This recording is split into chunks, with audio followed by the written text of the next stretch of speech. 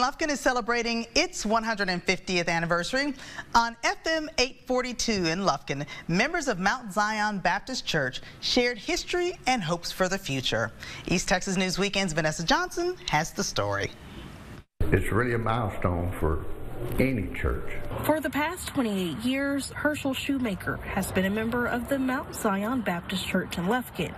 He and the rest of the congregation are celebrating the church's 150th anniversary. The church started in 1875. How many of you were here?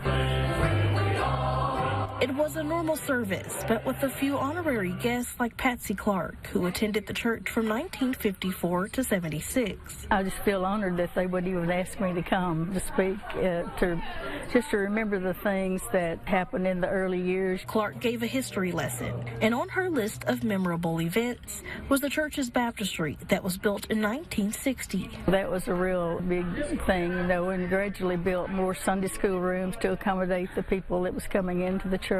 For Shoemaker, the most memorable event was helping with the church's new sanctuary that has housed the congregation since '99.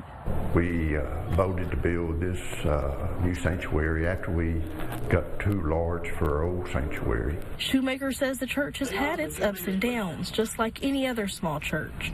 One being after COVID, when the church lost members, according to Pastor Larry Staggs. The church is moving in a good direction, and they're growing. It is God himself that does that. He has a plan for this church, and he's going to continue to fulfill that plan. Vanessa Johnson, East Texas News Weekend. The church has had 55 pastors over the past 150 years.